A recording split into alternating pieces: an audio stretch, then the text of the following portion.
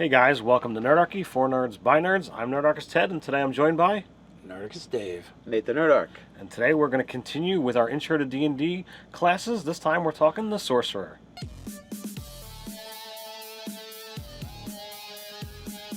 First off, we'd like to thank Easy Roller Dice for sponsoring this series.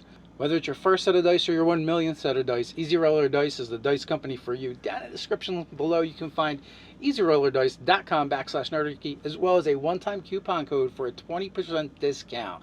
Easy Roller Dice, go get them!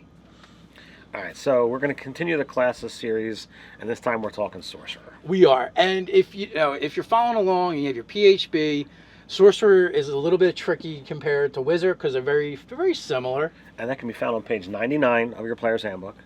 So, all right, we're talking about an Arcane spellcaster.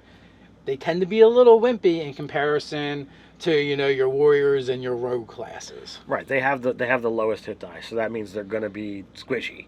So you want to be careful about being engaged in combat. And not only that, they have a limited selection of skills as well as far as their weapons and their armor they can use.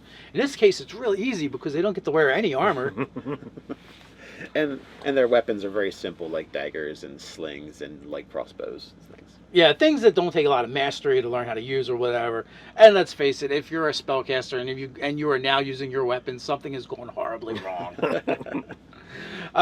One of the things that I think is really important to point out about the Sorcerer compared to actually any of the other spellcasters is they actually get Constitution as one of their saving throws.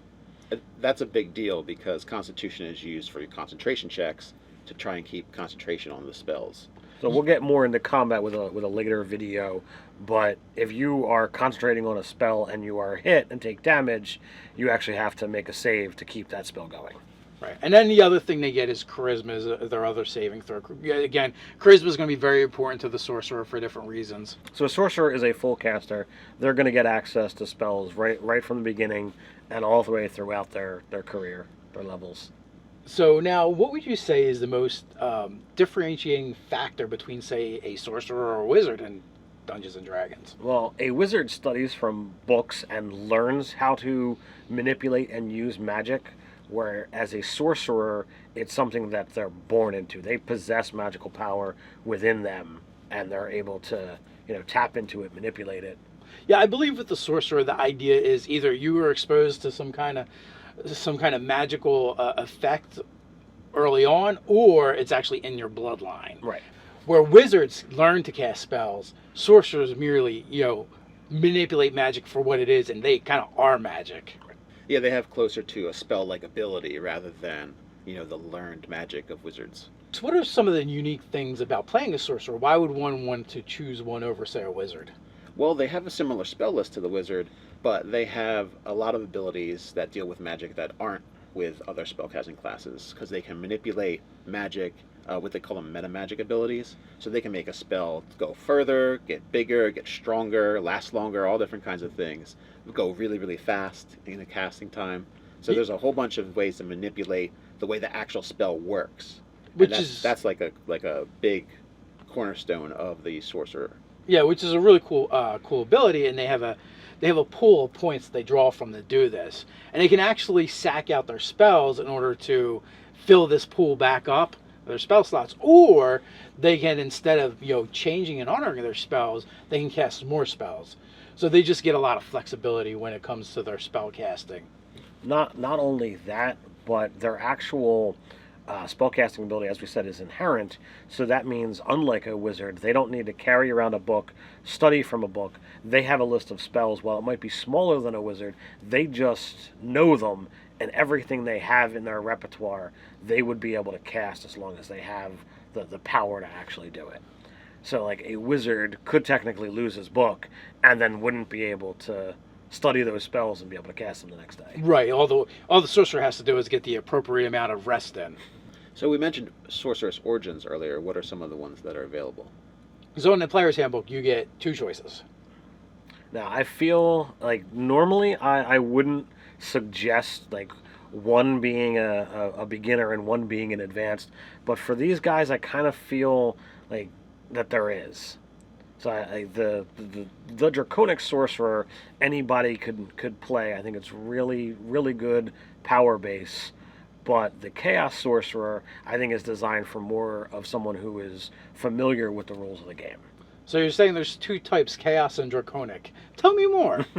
All right, well... Other than one is really hard and one is not. The Draconic Sorcerer is essentially somewhere in your history you have the bloodline of dragons, and that power awakens within you, and as you're leveling... So they don't necessarily turn into a dragon, but they begin to take on a more draconic presence. So their skin becomes scaly like their draconic heritage. They get resistance to the type of damage that their predecessor would do, as well as growing wings. Ooh, I like wings. It's a passable half dragon at least there. Absolutely. Now your Chaos Sorcerer, this is one who you're literally linked to the plane of chaos, the tides of fate, and this is one where you're constantly able to manipulate the dice rolls at the table. As reality. You get to manipulate reality, essentially, is what this means. You might kill your own party, though. Or burn down an inn. And that is one of the things that happens. Bad stuff can happen, as well as phenomenal stuff, by attempting to manipulate the forces of nature itself. Yes, they get a bit of probability manipulation, where the Draconic heritage is all about kind of like becoming more and more like a dragon. The main feature of being a Chaos Sorcerer is Chaos Magic. And what is that? Well, anytime you cast a first level or higher spell, you roll a d20. If you nat 1, then you Wild Surge, right? And that's this random table that anything can happen. A fireball could happen at your feet at first level. That means you and your party are probably dead. Or you might shoot butterflies at your belly button. There's all kinds of weird things that can happen. You could polymorph into a sheep. You could polymorph into a sheep. Now, in addition to that, there's other ways for this Wild Surge to happen. You have your main ability, Tides of Chaos, is, hey, I don't like what I rolled for most things you would roll a d20 for. You get to re-roll it.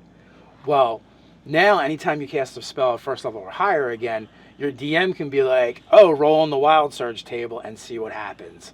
So that becomes a big feature about them, and like manipulating dice roll later on in the game. Later on, they actually get more control over that wild magic table, where they actually get to roll twice and pick the one they like. So, I mean, something bad could still happen, but the probability of something good happening is better. And there are effects that are good, bad, or just kind of interesting. So for the Wild Magic Sorcery Origin, from what I've seen, it adds a little bit of chaos, but it's also a lot of good stories to tell later on. Yeah, so this is, because of all of that, I felt like, I don't normally do this, but like this is more designed for a veteran player, because bad stuff can happen to you or to the party, and it's your fault. So, you're going to have to be able to deal with that. Yeah. Now, if you're interested in fun and chaos, then do not let me hold you back. Run with it. Enjoy it. Yeah, I mean, to speak to this a little bit, the fun of the Chaos Sorcerer, we've had, taverns burned down accidentally when the sorcerer has fireballed the party. We've had our sorcerer turn into a sheep and be ridden around by goblins. So you can have all kinds of fun and crazy stuff happen in your game. So it's a lot of fun. So moving on from there, who makes a good sorcerer? Well, normally we say, of course, a half elf is good for anything, but here, half elf is actually prime, because they get their biggest bump to charisma, which is the prime stat for a sorcerer. That's true. I would also say that Dragonborn are the perfect sorcerer, especially Dragon Sorcerer. If you want to double down on Dragonborn Draconic Sorcerer is the way to go. There is also a lot of other sub races that get their secondary bonus to charisma. Yeah, like the Dark Elf. Like the Dark Elf, the Halfling. Tiefling? Tiefling, which is is another one, but it's not a subclass, but a main one, but is also another good one as well. So there is a lot of ways to play a sorcerer, but as always, guys, whatever you think is fun, play it and let it roll. And Chaos Sorcerer is perfect for any race. So if you have any questions about the sorcerer, you can put them in the comments below. If we ourselves do not answer them, the awesome Nerdarchy community probably will. With that, like, share, and subscribe. You can check us out over at nerdarchy.com. Don't forget that link down in the description for easyrollerdice.com/nerdarchy to get your Easy Roller Dice. Until next time, Stay nerdy.